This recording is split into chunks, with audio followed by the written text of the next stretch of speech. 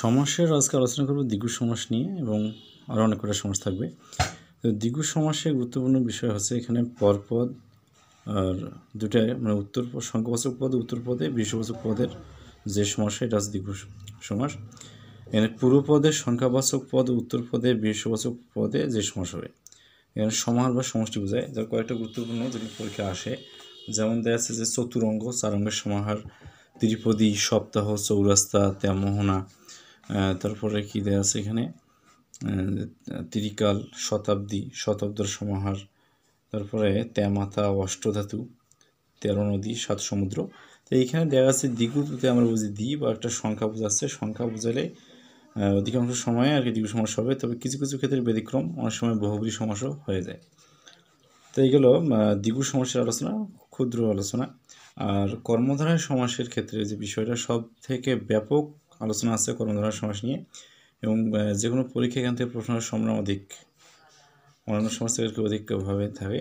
তো এখানে কর্মধারয় সমাসটা কি? যে সমাসে বিশেষণ বা বিশেষণ ভাবাপন্ন পদের সঙ্গে বিশেষ্য বা বিশেষ্য ভাবাপন্ন পদের মিলন ঘটে ও পরপদের অর্থের প্রাধান্য পায়, সেই সমাসকে বলা হচ্ছে কর্মধারয় সমাস। এখানে সুন্দর যে পুরুষ, সুপুরুষ।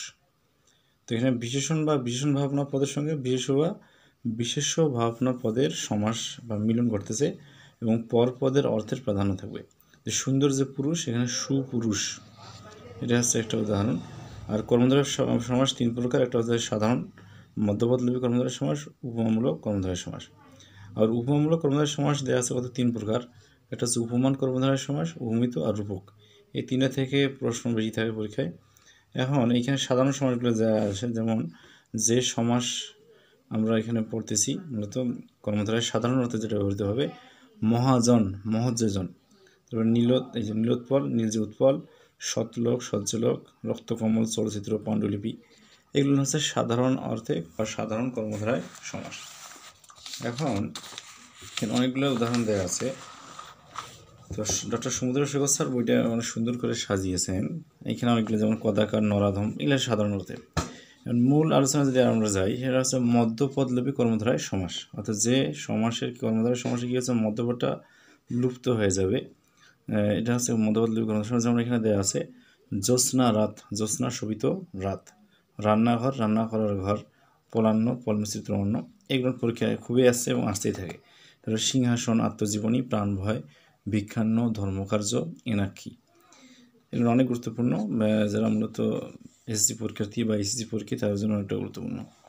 একবিংশ, এক অধিক বিংশতি, বউ ভাত, বউ পরিবেশন করা ভাত, তারপরে রাষ্ট্রনীতি, রাষ্ট্র সম্বন্ধীয় নীতি, এই প্রশ্নগুলো গুরুত্বপূর্ণ। একাদশ, এক অধিক দশ। তারপরে এখানে দেওয়া আছে যে হাত পাখা, হাতে চালানো পাখা, আক্কেল দাঁত। তারপরে কী দেওয়া আছে কার্য পরিকল্পনা, কার্য সাধনের জন্য যে পরিকল্পনা, স্মৃতিসৌধ, স্মৃতি রক্ষাতে সৌধ, এটা গুরুত্বপূর্ণ, পরীক্ষা আছে অনেকবার। তারপরে ঘোষণাপত্র, ঘোষণা সম্বলিত যে পত্র, এটা গেল গুরুত্বপূর্ণ। এখন আরেকটা যদি যাই, উপমান, এটা গেল মধ্যপদলোপী কর্মধারয় সমাস। এরপর হচ্ছে কি উপমান এবং উপমেয়। তো এখানে প্রথমে যেটা বোঝানো হচ্ছে যে উপমান কী জিনিস। উপমান হচ্ছে যার সঙ্গে কোনো ব্যক্তি বা বস্তুর তুলনা করা হয় তাকে উপমান বলে, আর যা তুলনা করা হচ্ছে সেটা হচ্ছে কি উপমেয়। এই দুটো পার্থক্য, মানে যাকে বা যার সঙ্গে কোনো ব্যক্তি বা বস্তুর তুলনা করা হয় তাকে উপমান বলে, আর যাকে তুলনা করা হচ্ছে সে হচ্ছে কি উপমেয়। যেমন এখানে দেওয়া আছে যে নরসিংহ, নর সিংহের ন্যায় বা বলশালী, এখানে নর উপমেয় আর সিংহ উপমান। বলশালী আছে এখানে সাধারণ ধর্ম। তো উপমানের ক্ষেত্রে আরেকটা বিষয়, উপমানের ক্ষেত্রে সাধারণ ধর্ম বিদ্যমান থাকবে, কিন্তু উপমিত যেটা কর্মধারয় সমাস ওখানে সাধারণ ধর্ম উল্লেখ থাকে না। তো সাধারণ ধর্মবাচক পদের সঙ্গে উপমান বাচক পদের যে সমস্যা, এটা হচ্ছে উপমান কর্মধারয় সমাস। যেমন গুরুত্বপূর্ণগুলো আছে তুষার শুভ্র, তুষার শুভ্র অনেকটা গুরুত্বপূর্ণ। ঘনশ্যাম, তুষার ন্যায় শুভ্র, ঘনের ন্যায় শ্যাম, বকধার্মিক, হরিণ চপল, হরিণ ন্যায় চপল, গজমূর্খ, গজের ন্যায় মূর্খ, কুসুম কোমল, কুসুমের ন্যায় কোমল, অরুণ রাঙ্গা, অরুণের ন্যায় রাঙ্গা, বিড়াল তপসী, কাজল কালো, তারপর বজ্র কঠোর, প্রস্তর কঠিন, অগ্নিশর্মা, এইগুলো অনেক গুরুত্বপূর্ণ এবং বারবার পরীক্ষা আসে। এবং এইদিকে যেটা বিষয়, যেমন হিম শীতল দেয়া আছে, হিম শীতল, হেমের ন্যায় শীতল, শস্য ব্যস্ত, অনেক পরীক্ষা আছে, শস্যকের ন্যায় ব্যস্ত। তো এগুলো গেলেও কি সাধারণ এখানে ধর্ম উল্লেখ থাকবে, সাধারণ ধর্ম উল্লেখ থাকলে উপমান, আর যদি সাধারণ ধর্ম উল্লেখ না থাকে তাহলে হচ্ছে উপমিত। যেমন এখানে উপমিত কর্মধারয় সমাস যেটা দেওয়া আছে চরণ কমল, চরণ কমলের ন্যায়, এখানে চরণ কমলের ন্যায় ডিরেক্টলি করা আছে কিন্তু সাধারণ ধর্ম উল্লেখ করা নাই। তারপর পুরুষ সিংহ, পুরুষ সিংহের ন্যায় অধর পল্লব, মুখচন্দ্র, মুখচন্দ্রের ন্যায় নয়ন পদ্ম পরীক্ষা আসার মতো, কর কমল, কর কমলের ন্যায় কর পল্লব, ফুলকুমারী, ফুলের কুমারী ফুলের ন্যায়। ষষ্ঠী তৎপুরুষের আওতায় পড়ে। এটা গেল উপমিত কর্মধারয় সমাস। এখন এটা আছে কি রূপক কর্মধারয় সমাস। রূপকটা কেমন? রূপ দিয়ে সাধারণত বিদ্যা ধন, বিদ্যারূপ ধন। চন্দ্রমুখ, চন্দ্ররূপ মুখ। মনোমাঝি, এই যে মনরূপ মাঝি। বিষাদ সিন্ধু, ক্রোধানল, সংসার সাগর, হৃদয় মন্দির, আনন্দ সাগর, ভবনদী। তো এগুলো রূপ অর্থে ব্যবহৃত হওয়ার মাঝে রূপ থাকে এবং এটা লোপ পেয়ে যায়, এই জন্য রূপক কর্মধারায় সমাসে পরিণত হয়েছে। আবার এদিকে যেটা গুরুত্বপূর্ণ বিষয় আরও কয়েকটা আছে, যেমন পরাণ পাখি, পরাণ রূপ পাখি, এখানে চিত্তচকর, চিত্তরূপ চকর। আকাশ গাং, আকাশ রূপ গাং। যৌবন বন, যৌবন রূপ বন। ক্ষুধানল, ক্ষুধারূপ অনল। জীবন প্রদীপ, এগুলো অনেক গুরুত্বপূর্ণ, পরীক্ষায় বারবার আসে। তারপরে আছে জীবন স্রোত, জীবন রূপ স্রোত, জীবন্তরী। তো এই প্রশ্নগুলো রূপক কর্মধারয় সমাস থেকে বারবার পরীক্ষা আসে। এইচএসসি পরীক্ষার্থী প্লাস এসএসসি পরীক্ষার্থী এবং জব সিকার্স যারা আছে উভয়ের জন্য গুরুত্বপূর্ণ। আর এইখানে বিভ্রান্তি দূরকরণের জন্য 3টা বিষয় উল্লেখ করছেন ডক্টর সৌমিত্র শেখর স্যার। তার মধ্যে একটা আছে চন্দ্রমুখ, চাঁদমুখ, মুখচন্দ্র। এই সমস্ত পদ 3টির সমাস নিয়ে বিভ্রান্তি দূর করার জন্য এখানে একটা বিস্তারিত আলোচনা আছে। So it is not needed for everyone who is job seekers, so that this is very important for this. তো চন্দ্রমুখ, চাঁদমুখ, মুখচন্দ্র বিভ্রান্তি থাকে, পরীক্ষায় না জানানোই ভালো। তো এরপরে আমরা এখন দেখি যে দ্বন্দ্ব সমাস নিয়ে কিছু আলোচনা আছে। দ্বন্দ্ব সমাসের কিছু বিষয়, যেমন আমরা পূর্বে পড়েছি বেসিক যে বিষয় আলোচনা, যে সমাসে 2 পদ বহুপদ মিলে এক পদ এবং প্রত্যেক পদের অর্থ প্রধান রূপে প্রতীয়মান হয় তাকে দ্বন্দ্ব সমাস বলে।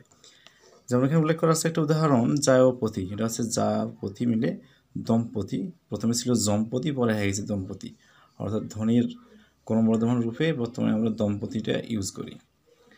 এটা গেল। এখন দ্বন্দ্ব সমাসের কিছু বৈশিষ্ট্য উল্লেখ করা আছে, এটা জানার দরকার নাই চাকরি প্রার্থীর জন্য, যারা বেসিক পড়াশোনা করবে তাদের জন্য জানার দরকার আছে। তারপরে সমার্থক দ্বন্দ্ব, দ্বন্দ্বের অনেকগুলো ভাগ, সমার্থক দ্বন্দ্ব, অলোক দ্বন্দ্ব, এগুলো নিয়ে আলোচনা থাকে। অলোক দ্বন্দ্ব থেকে প্রশ্ন থাকে, যেমন দেয়া আছে এখানে কলে কারখানায়, কলকারখানায়, দেশে বিদেশে, নয়ে ছয়ে, হাতে কলমে, জলে স্থলে, দুধে ভাতে। তো এই প্রশ্নগুলো থেকে থাকে অলোক দ্বন্দ্ব থেকে। এরপর হচ্ছে বহুপদী দ্বন্দ্ব, অতটা গুরুত্বপূর্ণ নয়, তবে এইখানে আর যে বিষয়গুলো আছে বিপরীত কিছু দ্বন্দ্ব আছে, যেমন আয় ব্যয়, ছোট বড়, এগুলো হচ্ছে বিপরীত দ্বন্দ্ব। এই প্রশ্নগুলো থাকতে পারে বিপরীত অর্থক দ্বন্দ্ব। আরেকটা হচ্ছে একশেষ দ্বন্দ্ব। একশেষ দ্বন্দ্ব থেকে প্রশ্ন খুব কম হয়, অনেক সময় থাকলেও থাকতে পারে, না থাকলেও নয়, অত বেশি গুরুত্বপূর্ণ নেই। আর এখানে একটা প্রশ্ন যেমন একশেষ দ্বন্দ্ব থেকে থাকে, যেমন সে তুমি আমি, এটা হচ্ছে আমরা। সে তুমি আমি, এর প্রশ্নটা থাকতে পারে যে সে তুমি আমি, এটা হচ্ছে আমরা, বা আমরাকে নিয়ে নিত্য সমাসের অন্তর্ভুক্ত করা হয়, এটা নিত্য সমাসের মধ্যে পড়ে, আলাদা আলোচনা। তারপর বহুব্রীহি সমাস কাকে বলে, এখানে বহুব্রীহি নিয়ে আলোচনা। বহুব্রীহির পরীক্ষা প্রশ্ন থাকে, আমরা বহুব্রীহির কিছু উদাহরণ দেখবো। তো বহুব্রীহি হচ্ছে কি বহু ধান, কিন্তু এখানে ধানকে বোঝায় না, বোঝায় অন্য কিছুকে। যে সমাসে পূর্বপদ বা পরপদ কোনটির অর্থ না বুঝিয়ে অন্য কোনো তৃতীয় অর্থ প্রকাশ করে তাকে বহুব্রীহি সমাস বলে। তো বহুব্রীহি সমাসের ক্ষেত্রে যে উল্লেখ করা আছে বহুব্রীহি বা সমাস বা ধান, বহুব্রীহি ধান আছে যার, কয়টি উল্লেখযোগ্য বহুব্রীহি সমাসের উদাহরণ, যেমন দশানন, 10 আনন যার, এটা হচ্ছে দশানন। মহাত্মা, মহান আত্মা যার। তারপরে দশানন বা মহান আত্মা যদি বলি, এটা বিশ্লেষণ করি যে মহান আত্মা যার, যার আত্মাটা মহান বা সোল যেটা বলি আমরা, এটা মহান, কিন্তু এটা আত্মা মহান হোক আর না হোক, এটা আমরা এইভাবে উপলব্ধি করি না। মহাত্মা বললে কোনো একটা ব্যক্তি ভালো হয়ে যায়, মহাত্মা দামি ব্যক্তি। তারপরে সবান্ধব, বান্ধব সবর্তমান, বিপত্নিক, বিগত পত্নী যার, উর্ণনাভ, উর্ণনাভিতে যার, এগুলো হচ্ছে কি বহুব্রীহি সমাসের উদাহরণ। এইখানে দেওয়া আছে একটা গুরুত্বপূর্ণ, কমলাক্ষ, কমলের ন্যায় অক্ষী যার, পদ্মনাভ, পদ্মনাভিতে যার, বিশ্বামিত্র, বিশ্বমিত্র যার, আট পৌরে, আট প্রহরের উপযুক্ত, এগুলো উল্লেখ করা আছে। অনেক গুরুত্বপূর্ণ কিছু প্রশ্ন। সজল দেওয়া আছে জলের সহিত বর্তমান, বিচিত্র কর্মা, বিচিত্র কর্ম যার। তারপর চতুর্ভুজ, 4 হাত ভুজ যেমন দেওয়া আছে, চতুর্ভুজ, 4 ভুজ, হাত বিশিষ্ট চতুষ্পদ, চার পা বিশিষ্ট প্রাণী, তারপর সহদর, সহানুদ্রজার, এই বিষয়গুলো একটা গুরুত্বপূর্ণ। বহুব্রীহি সমাস কত প্রকার, কী কী? 9 প্রকারের কথা উল্লেখ করা আছে।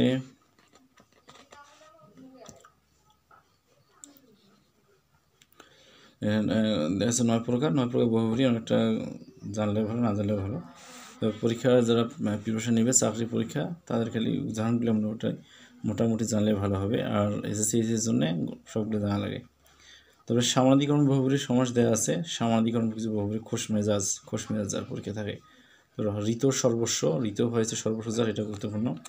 আবার এখানে ব্যতিক্রম বহুব্রীহি সমাস থেকে কয়েকটা উদাহরণ: 80-20, 80-তে 20 যার, 80-20, 80-তে 20 যার। তারপরে দেওয়া আছে কি বিনা পানিতে যার, এটা হচ্ছে কি ব্যতিক্রম বহুব্রীহি। তারপরে দোকান কাটা, কথা সর্বস্ব যার, ছাপোষা, গুরুত্বপূর্ণ প্রশ্ন। একটা হচ্ছে ব্যতিহার বহুব্রীহি, প্রশ্ন থাকে যেমন লাঠালাঠি, কানাকানি, কেশাকেশি, দেখাদেখি, হাসাহাসি, এগুলো আছে ব্যতিহার বহুব্রীহি। এগুলো অনেক পরীক্ষা আছে। বহুব্রীহি সমাসের ক্ষেত্রে আমরা আর কয়টা গুরুত্বপূর্ণ প্রশ্ন দেখি। এখানে উল্লেখ করা আছে যে নয় বহুব্রীহি থেকে কিছু সময়, মানে নয়ার্থক যেটা বোঝায়, ন দিয়ে নর্থক পদের বিশেষের সঙ্গে যে সমস্যা, তাই নয় বহুব্রীহি। যেমন বেবারিশ যার, তারপর বেতার, নাইতার যার, তারপর অজানা, অজানা। তারপরে এখানে আর কয়েকটা গুরুত্ব মধ্যপদলোপী বহুব্রীহি দেওয়া আছে যে 10 বাছুরে, 10 বছর বয়স যার, 10 বছরে, বছরে। কমলাক্ষ, বিড়াল চোখী, বেড়ে চোখ যে নারীর। কাঞ্চনপ্রভ, কাঞ্চন বা সোনার মতো। শূর্পণখা, শূর্পের কুলে নেয় যে, গুরুত্বপূর্ণ। তারপর শর্তক বহুব্রীহি আছে, প্রত্যয়নগুলো অনেক গুরুত্বপূর্ণ না। আর অলুক বহুব্রীহি সমাসের ক্ষেত্রে যেমন দেওয়া আছে গায়ে হলুদ, প্রশ্ন থাকতে পারে গায়ে হলুদ দেওয়া হয় যে অনুষ্ঠান, এটা হচ্ছে গায়ে হলুদ। এরপর যেটা দেওয়া আছে সংখ্যাবাচক বহুব্রীহি, যেমন দশানন যার, 10 ভুজা, চৌচালা, 4 চলের যে 4 চাল যে ঘরে চৌচালা, সে তার 4 হাতিতে ভায়া, এগুলো হচ্ছে সংখ্যাবাচক বহুব্রীহি। তারপর নিপাতনের সিদ্ধ বহুব্রীহি আছে, যেমন বেহায়া, বেপরোয়া, দ্বীপ, দুদিকে অপচার দ্বীপ, পরীক্ষা আসে দুদিকে অপচার দ্বীপ। তারপর অন্তরীপ দেয়া আছে, অন্তরীপ অন্তর্গত অপচার, জীবন মৃত, জীবন থেকেও যে মৃত, এটা জীবন মৃত, পণ্ডিত হয়ে মূর্খ, এগুলো আছে নিপাতনের সিদ্ধ বহুব্রীহি। এবং অন্যান্য কয়েকটা সমাসের বিষয় এখানে আলোচনা করা আছে, যেমনটি অন্যান্য সমাসের ক্ষেত্রে অলুক সমাসের বিষয় দিয়েছে, নিত্য সমাস, এগুলো ওইভাবে নাই। যেমন তেলে ভাজা যুধিষ্ঠির থেকে যায়, এটা অলুক সমাস। তেলে ভাজা যা, পড়াতে পর। আবার এখানে এই যে নিত্য সমাসের ক্ষেত্রে কয়টা গুরুত্বপূর্ণ পরীক্ষা আসে, যেমন গৃহান্তর, দর্শন মাত্র কেবল দর্শন, কাল সাপ বিষাক্ত কাল তুল্য সাপ, 92, 2 এবং 90, 92, এগুলো হচ্ছে নিত্য সমাস। তো সে, তুমি, আমি, আমরা, এখানে শেষ দ্বন্দ্ব সমস্যা হয়, আবার নিত্য সমস্যা, এটা আগের আলোচনা। আবার এখানে কিছু প্রাদি সমাসের বিষয় উল্লেখ করা আছে, যেমন পরীক্ষায় থাকে, যেমন অনুতে যে তাপ, এটা হচ্ছে অনুতাপ বা পশ্চাৎতাপ। বেলা থেকে দেওয়া আছে উদ্বেল। আবার সুপা সমাস নামে একটা সমাস আছে, এটা সুগাতা বলা আছে, বিভূতির নাম সুপ, যেমন দেওয়া আছে ভূতপূর্ব, পূর্বে ভূত, এটা হচ্ছে সুপসুমা সমাস। ভূতপূর্ব, পূর্বে ভূত, সুপসুমা সমাস, পরীক্ষায় খুব কম আসে কিন্তু গুরুত্বপূর্ণ। তারপর পূর্বেগত, প্রত্যক্ষ দৃষ্ট হয়েছে, প্রত্যক্ষে দৃষ্ট। আর কিছু ছদ্মবেশী সমাস আছে, এটা এইভাবে গুরুত্বপূর্ণ নয় এবং পরীক্ষা খুবই থাকে না। এখন থেকে যে আলোচনাগুলো হলো, দ্বন্দ্ব সমাসের থেকে শুরু করে এদিকে যে আলোচনাগুলো অনেকটা গুরুত্বপূর্ণ। এইচএসসি এবং জব সিকার যারা আছে প্রত্যেকের জন্য গুরুত্বপূর্ণ আলোচনা, সবাই দেখবেন আশা করি। সবাইকে ধন্যবাদ। আসসালামু আলাইকুম ওয়া রাহমাতুল্লাহি ওয়া বারাকাতুহু।